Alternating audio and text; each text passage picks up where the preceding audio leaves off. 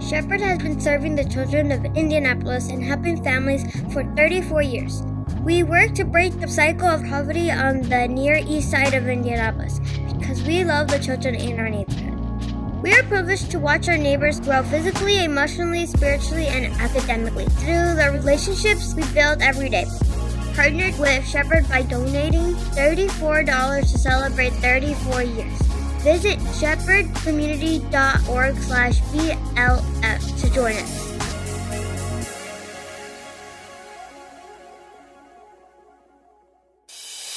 And now, the show that bridges the gap between faith and business. Welcome to Bottom Line Faith. Well, hello, everyone. This is Ray Hilbert. I am your host here at Bottom Line Faith, where we love to talk about eternal business and real life, that intersection of our faith in business and leadership. And I learned of today's guest. We're going to be talking with Titania Jordan, who is the CMO and Chief Parent Officer of Bark. And that's an internet safety solution company. We're going to learn all about this. But I saw Titania about a year ago or so on, I believe, Fox News, their Fox and Friends morning show. I was so taken by what God has called her to do, how she is uniquely gifted, called, and qualified to help parents, to help teachers, and frankly, just our community really bridge this gap around social media, technology, the dangers, and the benefits. And most importantly, Titania is a woman of faith, and her faith drives all that she's doing. So, Titania, welcome to Bottom Line Faith. Hey, thanks so much for having me. It really is such an honor to be here and be able to do the work that I do. Yes. And so walk us through what you're doing at Bark, what it's designed to accomplish, and what we need to know about your work. Sure. Yeah. So it's no secret that children are more connected now than ever, and they're becoming more digitally connected at a younger and younger age. In fact, Common Sense Media just released their study of children and media, and the rate at which children are getting smartphones, even from 5 years ago, has jumped a considerable amount. And so what Bark does is that we keep children safer online and in real life. And the way we do that is by using artificial intelligence.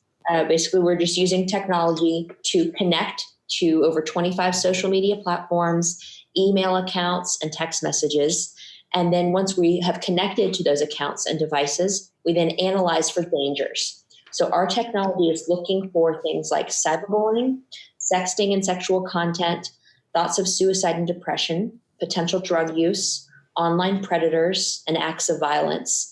And when our algorithm detects these dangers, we'll then send an alert via text or email to the parent, not only telling them what happened and where, whether it was Instagram or Snapchat or text, but we'll also give them best recommended next steps for how to address it. Because our generation of parents is the first generation that has ever had to deal with parenting in this type of tech world. And so we need help. We absolutely do. And I got to tell you, I'm very honored that you would be a part of our program here at Bottom Line Faith, because you've really, you've become a pioneer in this space. You've really become very well known. You're a regular expert on programs such as The Today Show, Steve Harvey, CBS This Morning, Good Morning America, Fox News, Sirius XM Radio, on and on and on. What would you attribute this great interest? You know, you're on these programs and people want to know what you're doing. Why is this so important for us to understand what's happening here? There's two layers to that question in my mind. One is the very obvious one of children are accessing the family iPad before they can even walk. Children are getting smartphones at 7 and 8. Suicide is now the second leading cause of death in children 10 to 18. There are multiple epidemics happening right now with our children, with our most vulnerable population. And so it's a topic that is in the news every single day. So there's that top very obvious layer of why is all this happening. The bottom layer, more specific to why I am on all of these outlets, I believe goes to the faith-based aspect that you alluded to, in that I did not go to school to learn how to code. I am not a programmer. I did not get a degree in computer science. I did not get a degree in public speaking or journalism. But for some reason, I feel that God has given me a gift of communication and understanding, both of this tech landscape and of parenting, to where he has opened doors for me that I didn't even know were there. I only saw walls. I did not see that I would ever be able to be doing this in any way, shape, or form. But with him, all things are possible, and he has made this possible for me, and I'm just very grateful. Well, how did you get here? Give us a little bit of the background of the journey of kind of how you got to this point, what you learned along the way, maybe previous stops in your career, and kind of how Bark itself came about. So I'll start with the last part of that question because it's the easiest to answer. Our CEO, Brian Basin, had actually sold his last company to Twitter, was working at Twitter, and looked at the landscape. And he has 2 boys. And given his background at the intersection of social media and technology, realized there was no good way for him to keep his own 2 boys safer online, given what existed out there. So he took a leap of faith and left Twitter to start Bark. So that's the why behind Bark. Now, how I got to where I am is a much longer, meandering path that I will try to summarize succinctly.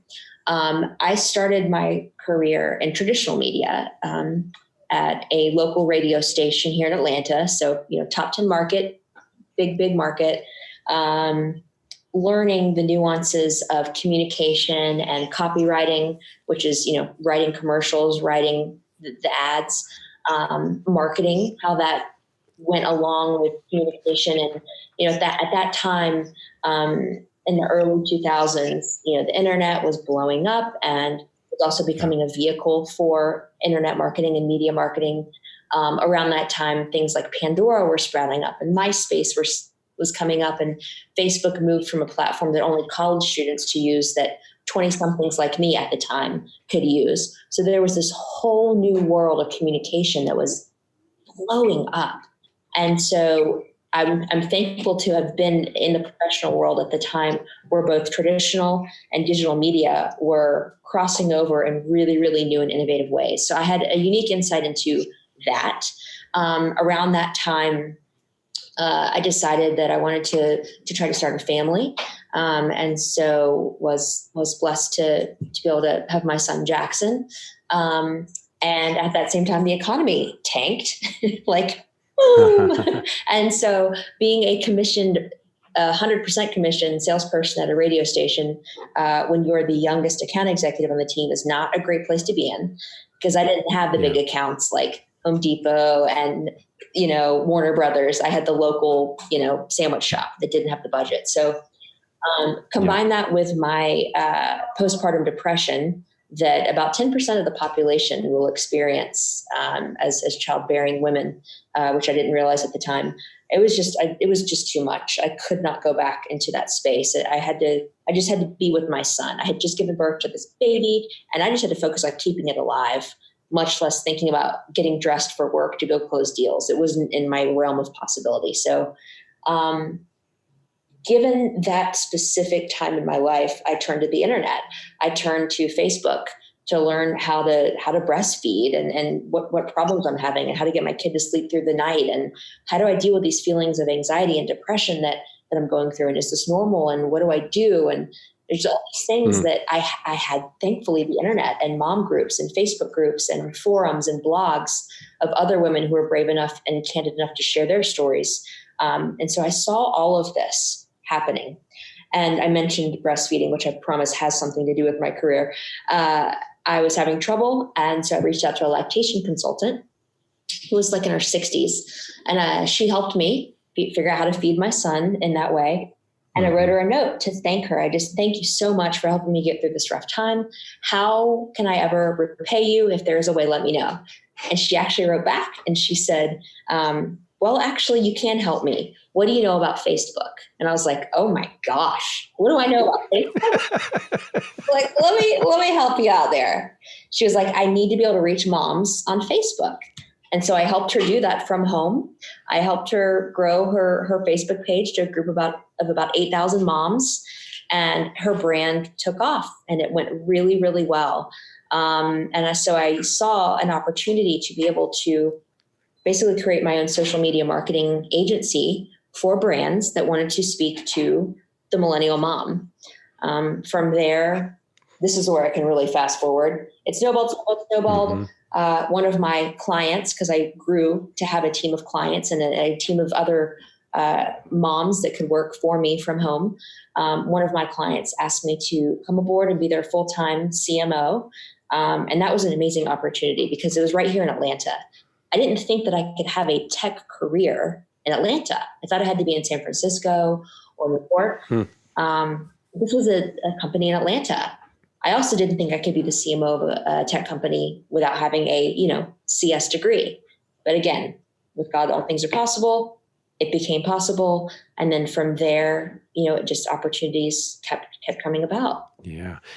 First of all, thank you for the transparency of sharing that. And as you said, even when the ladies on those platforms would be brave and daring and courageous and share their stories with authenticity, that's where real growth, that's where real community develops. So thank you for that.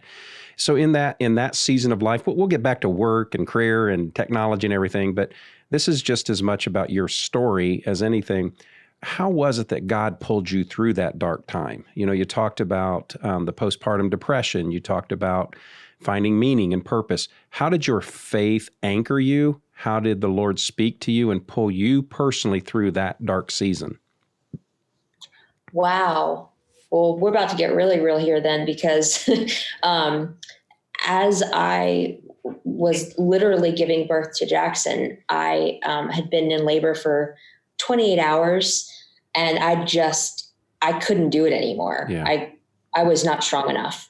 And I just prayed. I was like, God, I don't know how millions of women before me have but I don't think I can do this. So I need you to get this baby out of me sooner than later, because I'm freaking out here. I don't feel like I can breathe. And so as I was giving birth, I just started praising, not even praying, but praising over and over repetitively. Just praise you.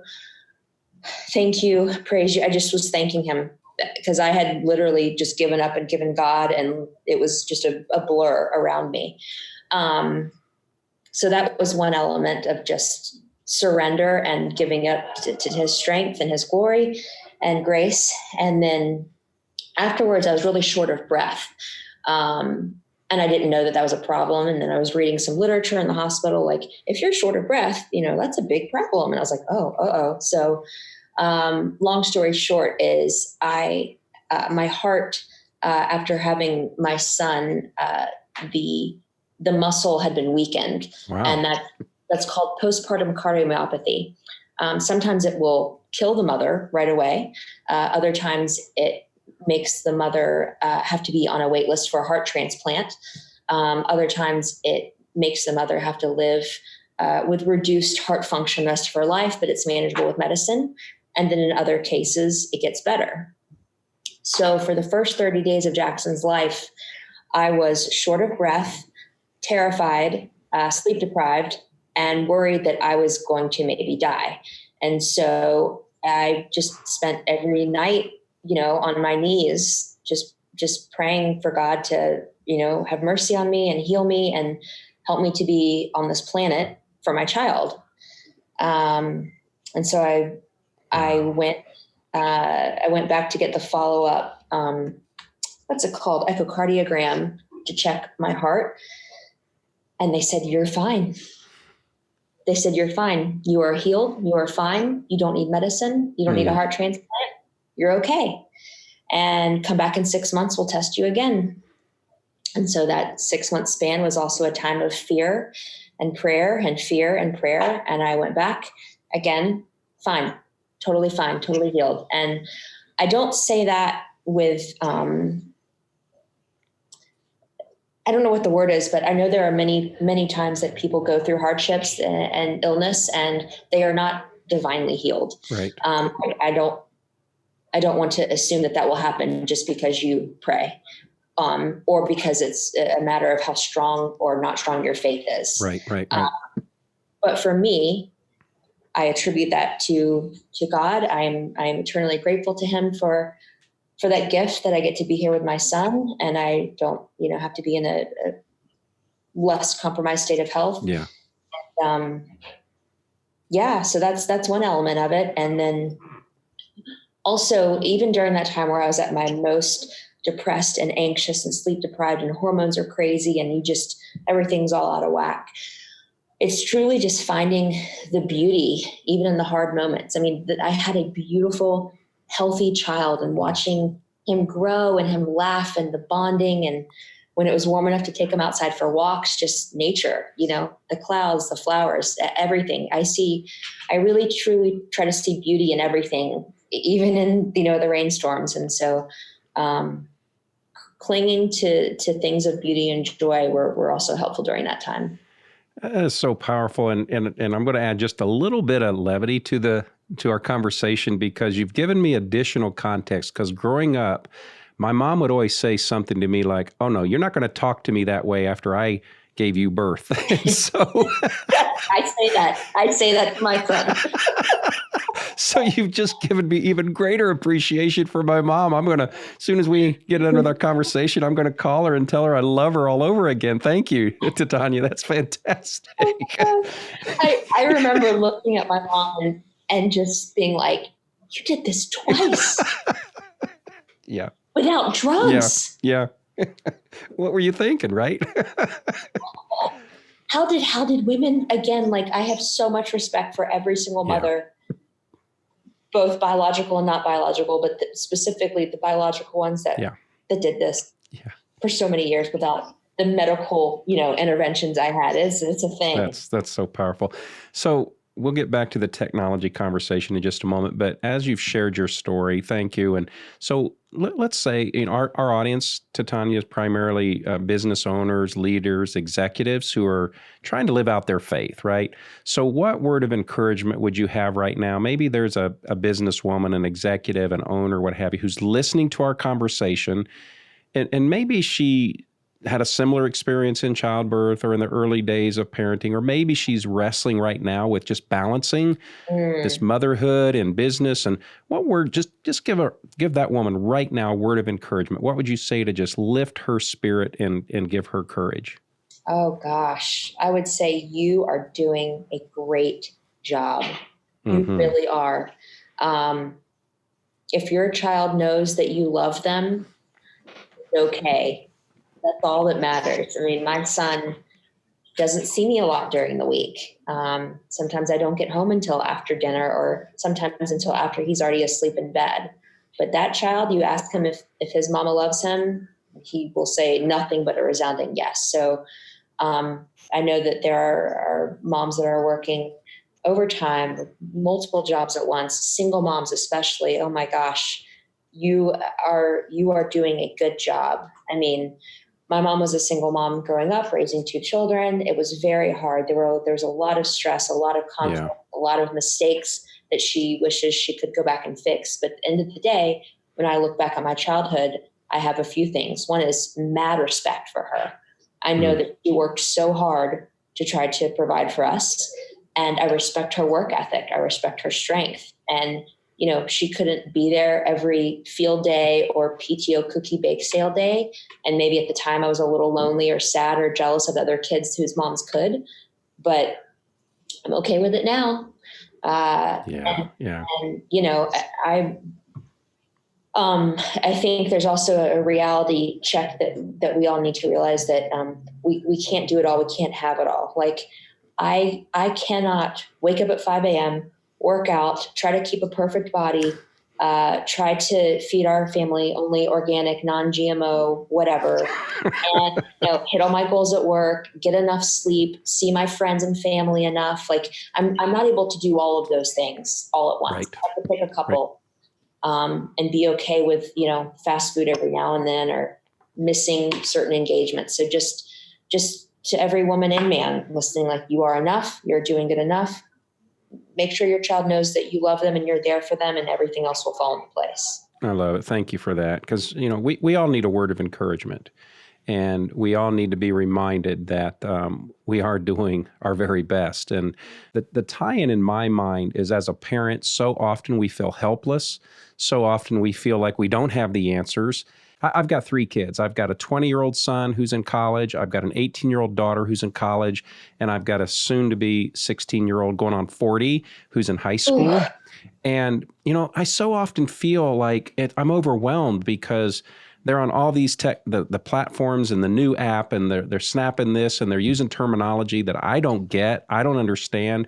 I'm still learning that, somebody said, what kind of phone you use? I said, I think it's black. I don't know. And so this issue of feeling helpless as a parent, or feeling like I don't have control, how, in what you're doing, can you help me as a parent come to grips with this overload of information, and how can I, you understand what I'm saying? Help me. Yeah, absolutely. So because of those very questions that you just threw out there, is the reason we started a closed Facebook group called Parenting in the Tech World. It's completely free. You don't have to pay for Bark to be a part of it. You just have to be able to access Facebook, and you can search for Parenting in the Tech World. It's a Facebook group. And there's close to 50,000 parents in there right now that are dealing with this exact same thing. They're asking the questions like, when do I let my child have Snapchat? And my child was caught sexting. What do I do? And my child's being cyberbullied. What do I do? And my child's struggling with pornographic sites. What do I do? I mean, you have a question about parenting in a tech world. It has been discussed there. And there is a great community there. And we're here for each other. We're here to answer each other's questions. There's both tech savvy and non-tech savvy. So it's a great group, a great mix of all types of people from all walks of life. And so that's probably the first thing I would suggest to any parent who's dealing with this is go there, go to this community, use the search function, ask the questions you need, and know that you can get help. And even if you don't feel like asking it publicly, with your Facebook profile attached to it, you can send a message to our moderator, Jody, and she can ask the question anonymously on your behalf. We've had people use that. So there's that. Also, as a brand, we spend time creating content and investigating all these things for you. For example, TikTok is blowing up. And so we wrote a blog post on what you need to know about TikTok. And so I would recommend everybody, again, even if you don't use Bark to keep your children safer online, check out our blog. It's just bark.us/blog. If it's something you need to know about, we have covered it. We have a very amazing editorial team that is very thoughtful about the information we present to you. And then if your child does have a device that can connect to the internet, if they have a smartphone, an iPad, if they use a Chromebook for school, if they have an email address, think about using Bark. It's $9 per family per month. There are coupon codes floating around out there. So quick Google search will help save some money. We will connect to unlimited devices and accounts, and then send you an alert when your child has encountered a problematic issue. One thing I want to point out is that some parents either don't think this will happen to their child or think that they'll know if something is going on with their child. And unfortunately, that's just not the case. And we know that because we now protect close to 4 million children across the nation. And our data points suggest otherwise. We've helped escalate 16 credible school shooting threats to the FBI. We have caught over 300 online predators. And wow. And we have flagged over 21,000 severe self-harm situations. And again, this is all children. This is children that this is happening to. Children from all walks of life. And so it's really happening. And it's not always easy to know how to find that sort of thing and protect your child. And so that's why you need a monitoring solution like Bark. Let's talk just for a moment about a couple of questions that you or statements you made that brought up questions to me as a general rule. And I know each situation and family and child is different, but what guidelines would you say, just based on your own experience and expertise, At about what age should we open up these technology devices and the internet to our kids? Mm-hmm. And at what age would you say, okay, your child or your college student is old enough now, you got to kind of turn them loose? Any thoughts around those bookends? Yeah. So the tech landscape for every family is very different. And so I'd say, first of all, identify what's important to your family value set. And then you've got to do the legwork of figuring out how to protect your child and talk to your child about these things. So for my family, so we started the conversation around tricky people and PII, which stands for personally identifiable information. We stressed over and over and over again, do not use your real name. Do not tell your age. Do not tell where you go to school. Do not talk about what sports you play or where you play them. It's just so easy for somebody to stumble upon your identity if you do that, and we're not going to do that. As my son got older, I purchased a book called Good Pictures, Bad Pictures. I got the book on Amazon, and it's a great way to start the conversation surrounding pornography with younger children. It's definitely not something I thought I would need to talk to my 9-year-old at the time about.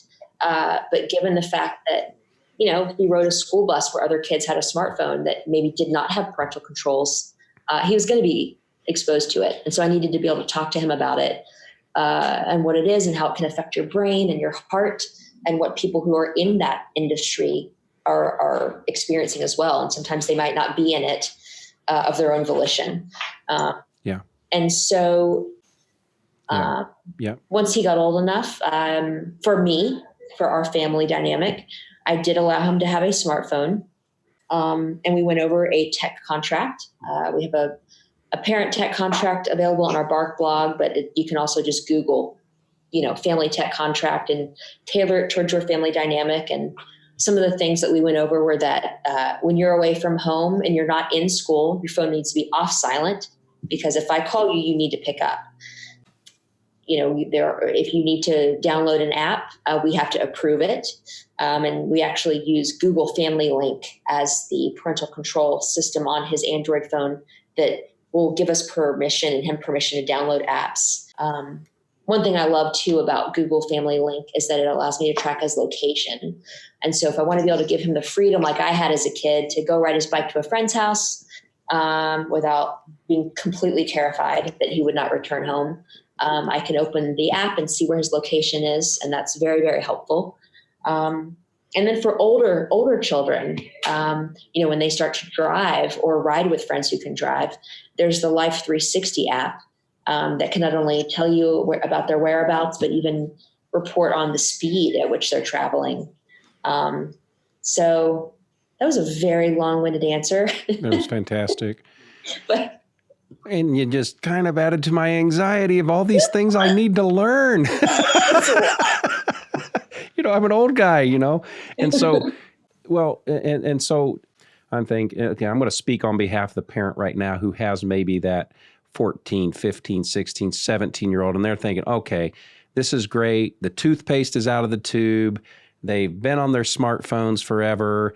They've probably got all this exposure, and it's too late. What would you say if that's what they're thinking to themselves right now? How would you respond to that? Yeah. So,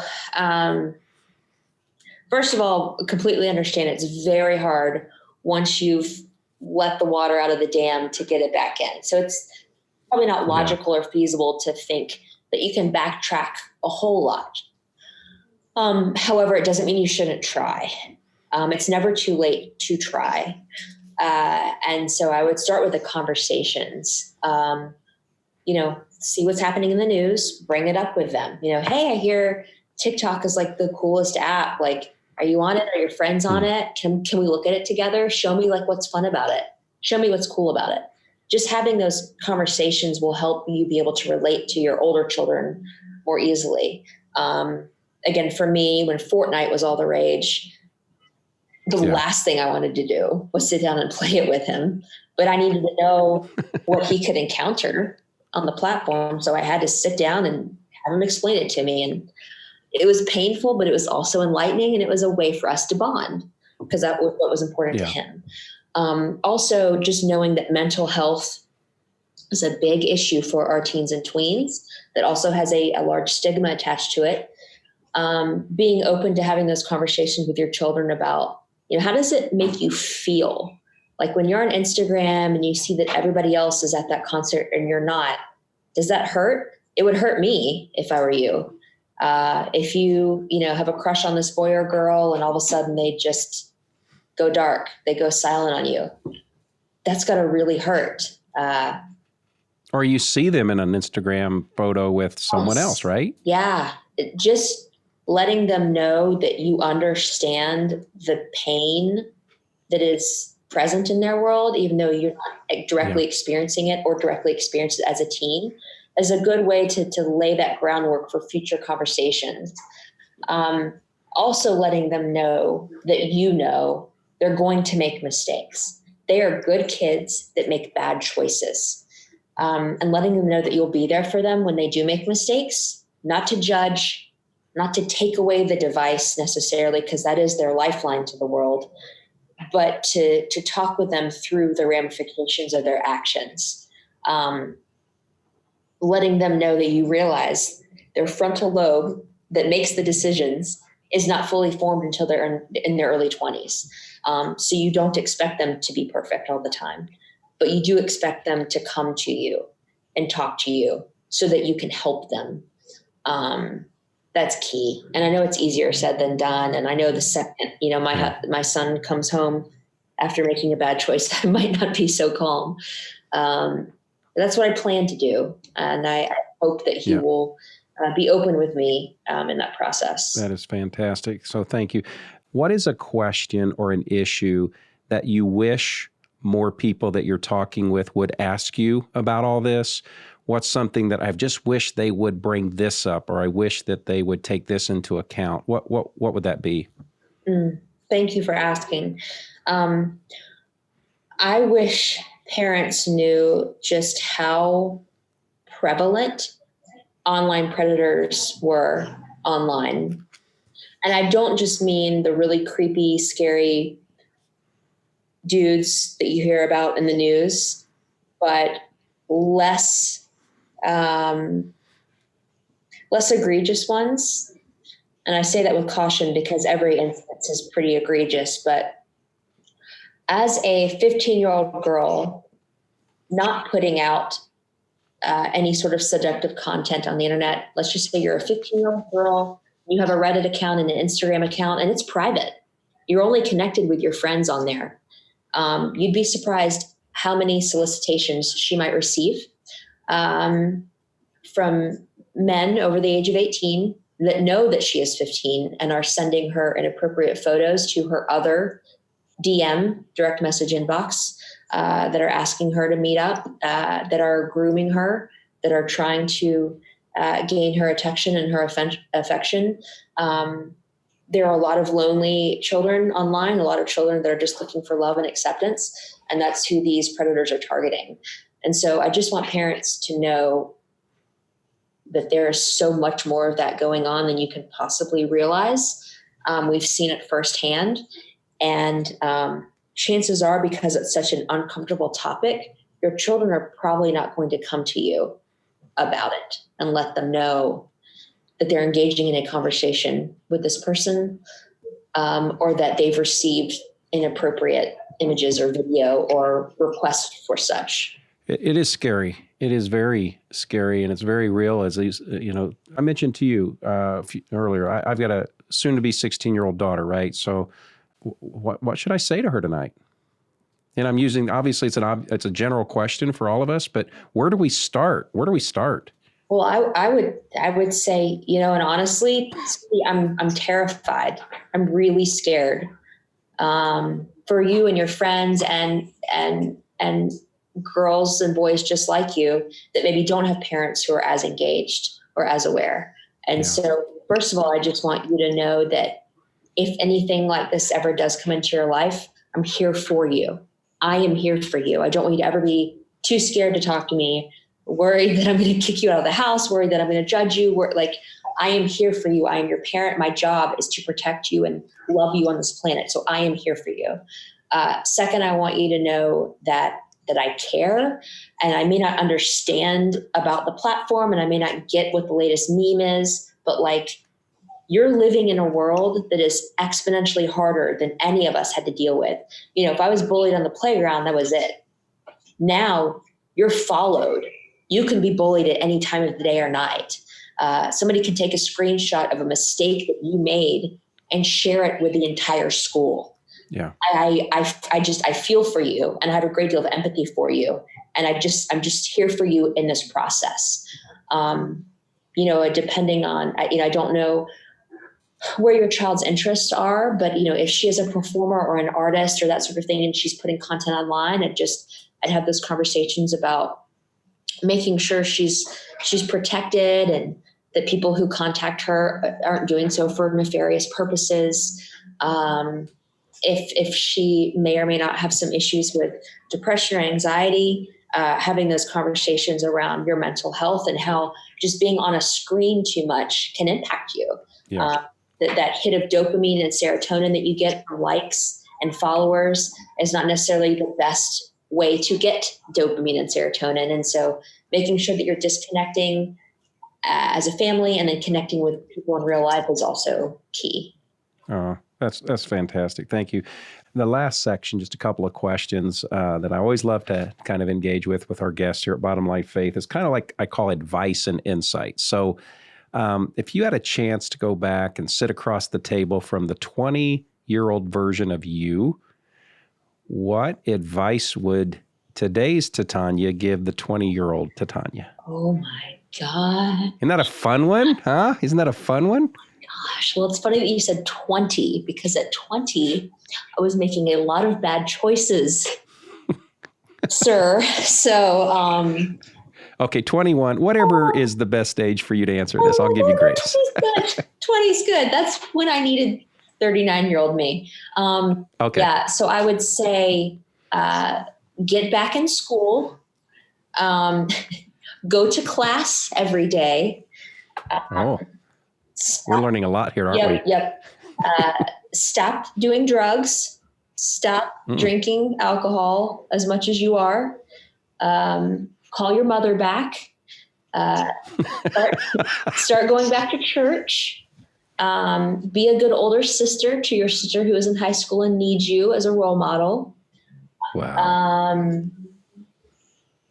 Don't place all of your value in your boyfriend at the time who does not have your best interests in mind and is not worthy of your time. Know that you have an innate gift and talents to offer this planet, and pour into them. Use this time that you have, use this health that you have, use your youth to take advantage of every single opportunity that you can. Because the world is your oyster and you really can do anything. You can do anything. The doors will open. You can do all things through Christ who strengthens you. So get out of your funk. Wake up. Life is short. That's a message. We need to take an offering. That'll preach. Stop. That is fantastic. And what age did some of that start coming around for you? I'd say around 22, 23. See, that frontal lobe just had to develop. That's all. Really did. It really did. I thankfully took some time off from school and started nannying. Yeah.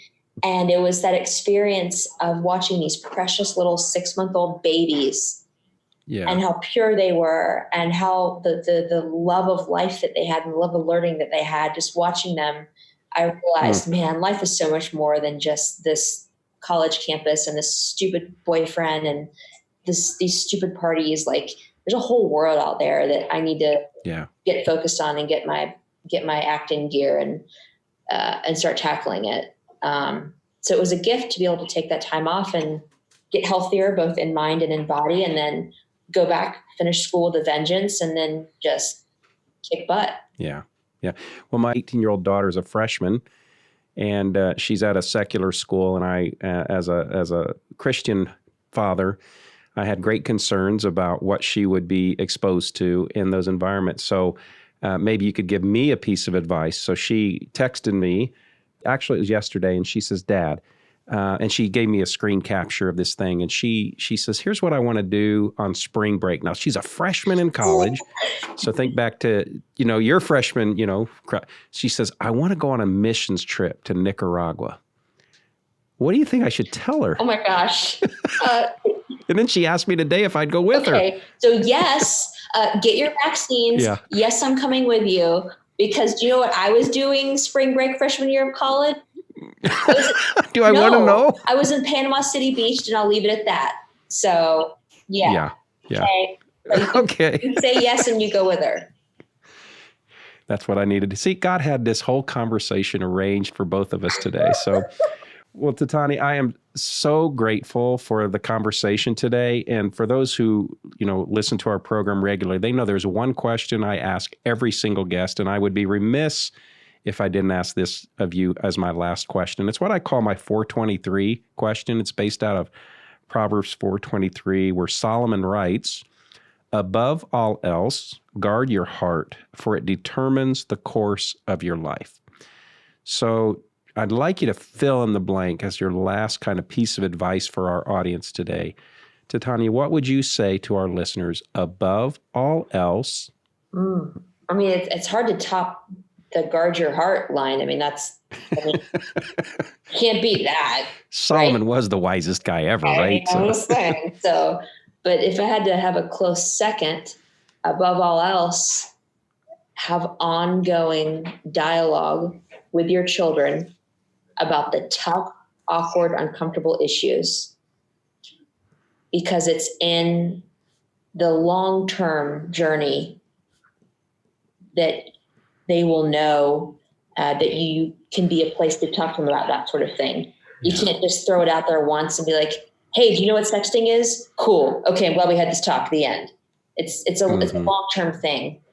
It starts when they're young and all the way up through adulthood. I mean, one of my favorite pastors, Andy Stanley, and his wife talk about how later is longer. So like 0 through 20, you're not their friend, you're their parent. But hopefully 20 through forever, you can be their friend based on what you've done in 0 through 20. So don't be afraid to have these tough conversations, and remember that later is longer. That is fantastic. I can't thank you enough for being our guest today. Your son Jackson is a blessed man to have you as mom.